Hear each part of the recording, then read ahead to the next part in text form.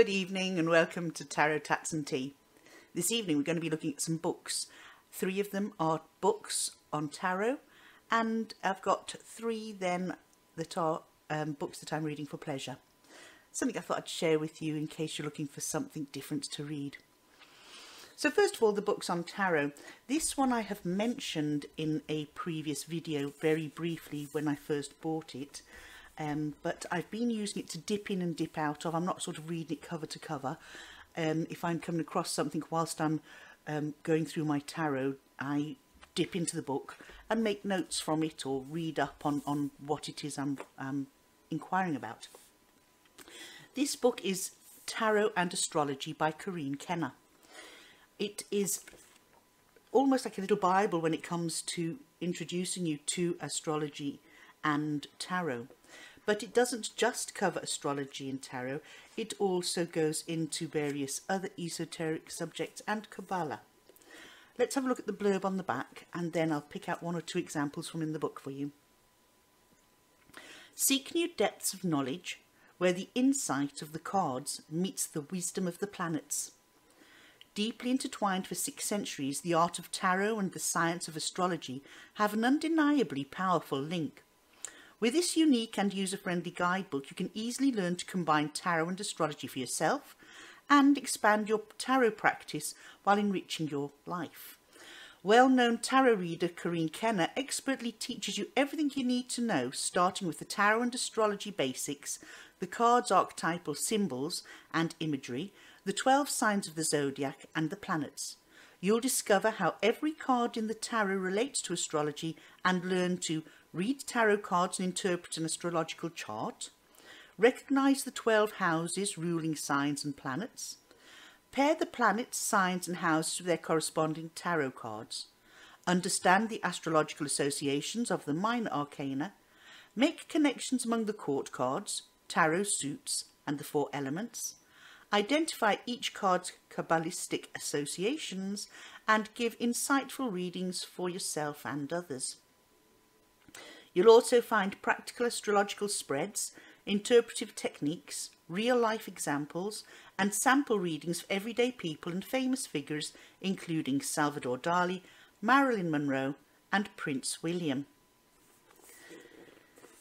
So, just reading that alone, this book delves very deeply into the links between the elements, the suits, the courts, and everything to do with plants and astrology.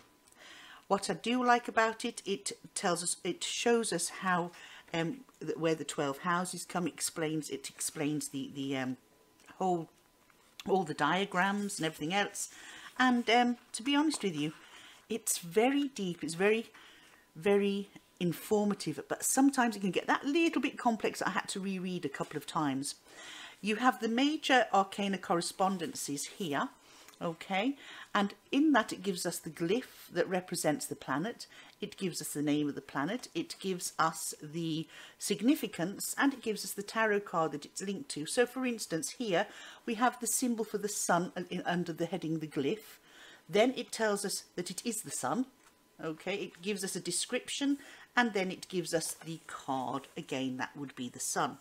So we'll look at a different one. So for instance, we have the glyph, which is a moon, you know, like a sort of a waxing or waning moon. The planet or sign is the moon. Cycles of reflection. The glyph looks like a crescent moon, a feminine symbol. The moon can represent mothers or motherhood, and the tarot card that it is linked with is the High Priestess. And we know that when we look at the High Priestess card and we see the moon symbols that are on her head and her feet on a crescent moon. And that goes for all the major arcana cards, okay? It does the same for minors. It gives us the elements. So Ace of Wands would be the power of fire, and we know that would, for tarot, it's passion and everything else. But in ancient mythology, because we now bring in mythology as well, when Prometheus stole fire from the gods, he also appropriated much of the gods' power for mankind. On our behalf, he took control of the power to create and destroy, to illuminate the night, to vanquish darkness, and to promote civilization. Fire separated men from beasts and made it possible for people to manufacture tools and technology and forge ahead in their development. And then it goes on, today we use fire as a metaphor for energy, drive, desire and enlightenment. In both astrology and tarot, fire symbolises our burning passion, our primal drives and our most fervent desires. Like any tool, it can be used for constructive purposes, to heat and illuminate, or it can be misused to wreak havoc, to burn, damage and destroy. Wands themselves symbolise the careful use, consideration, application of will and intention, often as summoned and channelled through the power of a magic wand. Wands are active and they make an excellent counterpart to the watery receptivity of the cups. So this goes on. That's just the first paragraph that I read to you as an example as to what you will learn from this book. Like I say, this delves in very deep. There's lots of charts, lots of diagrams for you to follow, but just as a pick up and dip in when you're querying a particular card, it's also extremely valuable. So that is the first tarot book. The next book we're going to look at is by Petishki, and it's Bare Bones Tarot. Now this book I picked up because I felt that it would be exceptionally useful for me when I'm reading Marseille. I am more of an RWS girl, but I am leaning towards learning more about Marseille. I found this book and thought to myself, this is exactly what I need. I do have another book that I've worked through which I found equally as invaluable, and that was Tom Benjamin's Tarot on Earth. So with that and this, my Marseille reading, if I absorb and like a sponge everything I read, then I shall be reading my Marseille every bit as good as I'm reading my RWS. Sorry, I don't mean to blow my own trumpet there, that was a bit big-headed of me, but I will be able to read it as I like to read it, and as I like to read RWS. So let's see what it says about Bare Bones Tarot. It's an in-depth study to key elements of the tarot. Does the tarot really work? Petishki's 50 years of tarot knowledge and practice is now laid out in his clear and concise teachings. Bare Bones Tarot opens new portals of insight to reading the tarot that have been a mystery since its origin. Petishki's work is a first of its kind and explains the procedures of reading the tarot cards like never before. The mystery of the tarot has never been in the cards. This work will show you that mystery's secret and how to use it. Mapped keyword card meanings, detailed card spread applications, card meanings from the past and present, and then why tarot works. So this is illustrated with the Tarot of Marseille by Petishki, and there's over 1,000 images and detailed diagrams. So let's look here at one of the major arcana. Right, look here, we've got Judgment. So what it tells us is that we have, as it said, mapped keywords, detailed card spread application, card meanings from past and present. So we look here, we're looking at the Judgment card. So you can see what I mean when I say a map, okay? So it's pointing to absolutely everything on the card and giving us keywords that fit in with this card. And here we have the past and the present, and the distant past and the near and the recent past. So we've got here the meaning. So if we're looking at Judgment, at a glance, we have enlightenment, higher understanding, advancement, uplifting, experienced truth and fully seen reality. So then we are given the meaning as in today. A time of true judgments of affairs, a realization of significant importance, moving to a higher level of awareness, a complete understanding makes life easier to navigate through, a sense of worth, an undeniable happiness, positioned in a better environment. The meanings from the past in the 1980s were straightforwardness, love of beauty, good health. If placed near number 5, the Hierophant, it could mean aims are achieved. If it's placed near number 10, the Wheel, it could mean travel will work. If it's placed near number 15, the Devil, it could mean worry over the children. If placed near number 21, the World, it could mean love and friendship. And if placed near number 22, the Fool, it could mean false friends. Meanings from the past again, this is going back to the 1960s. Fame of an intellectual order and having good influence. Tendencies to be in a higher physical plane. If judgment precedes the Chariot, it means great news and public acclaim. Judgment preceding the Hermit, it means fame, glory, triumph, but hidden almost in a glory. Scientific discoveries. Work performed in obscurity. This card is not affected by other cards near it other than the Hermit and the Chariot. So that we've worked the three lots of meanings, the meanings associated with the card today, the meanings from the past, from the era of the 1980s, and then the meaning from the past, from the era of the 1960s. On the following page, we have an image of the card, and then we have a breakdown of the card with diagrams coming out. So we've got awareness, new awareness, awakening, law, new dimension, and from each of those words, oops, this side, sorry, it's in reverse, from each of those words come secondary words. So where we have awakening, that's opening up, summons, a calling, surfacing. Where we've got new awareness here, over here, it's got realization, enlightenment, accountability, truth. And law, uplifting, evaluation, higher ranking, promotion, and new dimension, elevation, commencement, resurrection, emerging. So basically, if you were to work through this book card by card, you'd be soon be able to associate everything that's necessary for each card in the Marseille Tarot. And I do feel that, again, this gives us, it goes into the numbers. Then we've got the 10s, the complete closure, advancement, improvement, elevation with the 8s. It just gives us a whole plethora of information, maps to beat the band, and then you've got spreads and numerology. So that's Patishki's book, Bare Bones of Tarot. Okay.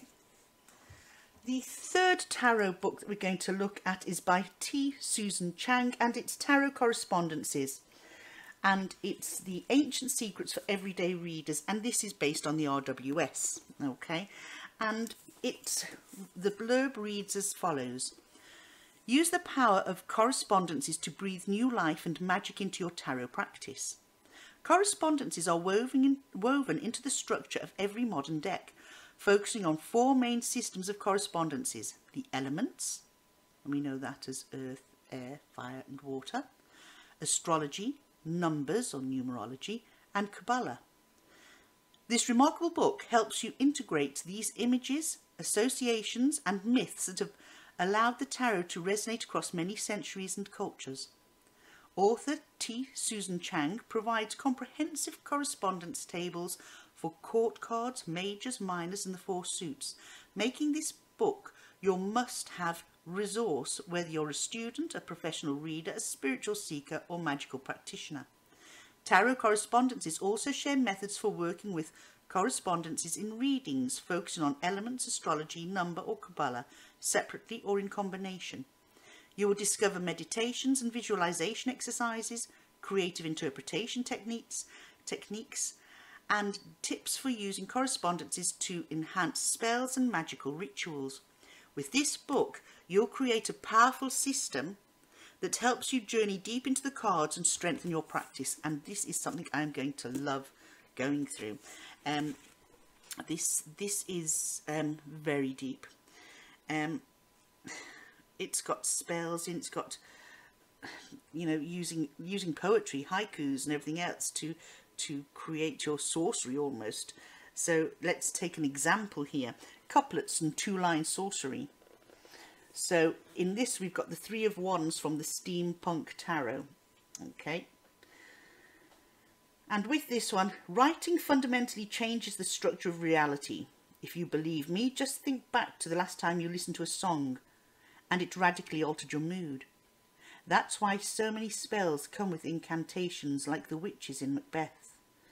Fillet of a fenny snake, in the cauldron boil and bake, eye of newt and toe of frog, wool of bat and tongue of dog. And that's from Macbeth. So rhyming couplets particularly effective and easy to remember, and they're currently the main way of working with 2 cards each day. So that's really, really quite good. And if you like playing around with language, that's going to be adding 2 loves together. So if you love literature, you love language, and you love poetry, and you adore tarot, this is really good. Okay. Again, here we're looking at planetary glyphs, zodiacal glyphs, there's all sorts. It covers absolutely everything. But there's something I just underlined in here that I wanted to share with you in the very beginning of the book, where, if we just go through it, I'm not going to go through the table of contents because there's so much in it. But in the introduction, I came across a couple of little sentences that I wanted to share with you. What are tarot correspondences? Because we often hear this in the world of tarot, correspondences. And when you're new to tarot and you think, well, what are these correspondences that people are talking about? Here's a great example in here. Correspondences are patterns and connections inherited from esoteric systems. In tarot, correspondences line up with specific cards. For example, if you're familiar with astrology, you know that there's a basic system that includes planets, elements, and the signs of the zodiac. So this book and the first book that I've shown you, in fact, all 3 books, are really going to be able to underpin each other, and you can cross-reference. And if T. Susan Chang says something, and you know that you've read something similar from, say, Corinne Kenner, you can go up, look at the 2 of them, and combine what they're saying and take it as a whole, and really enrich your readings and your understanding of tarot in general. So each of these correspondences to a tarot, where did I get? Yes, including planets. Each of these corresponds to a tarot card. For example, the planet Jupiter corresponds with the Wheel of Fortune. The sign of Virgo corresponds to the Hermit. Tarot correspondences date back to about the mid-18th century. Tarot itself dates back only to the mid-15th century, despite any rumours about ancient Egypt that you might have heard. Because of tarot's powerful symbolic imagery, you can find correspondences to innumerable mythologies, cosmogonies, I'm not sure what a cosmogony is, I'll have to look at that, and belief systems in the cards. By connecting the cards to the age-old arts of magic and astrology, you can unearth many correspondences to the natural world. Some of these extended systems appear in the table at the front and back of this book. So there is a huge resource here that you can refer to, either dipping in or skipping chapters that you feel I need to know this for whatever reason. Perfect books. 3 really lovely books to have in your tarot library. That is the Tarot Correspondences, Tarot and Astrology, and Bare Bones Tarot. Okay, moving swiftly on. I am currently reading this, The Hemlock Cure, which is a book, again, that I mentioned not so long ago, that I am now knee-deep in and thoroughly enjoying it. I will review this at a later date. New books that I've got to add to my reading pile, which is still growing. The House of Whispers by Anna Mazzola. Sometimes the secrets of the past are more dangerous than the present. A creepy, chilling story, a triumph. Jennifer Saint. And look, I love the keyboards on the pages of the book. Look at that. Isn't that so clever? Now,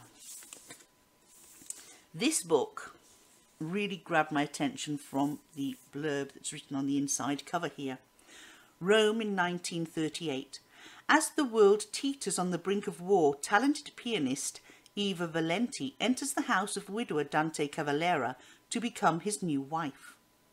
On the outside, the forces of fascism are accelerating, but in her new home, Eva fears that something else is at work, whispering in the walls and leaving mysterious marks on Dante's young daughter. Soon she starts to wonder whether the house itself is trying to give up the secrets of its mysterious past, secrets that Dante seems determined to keep hidden.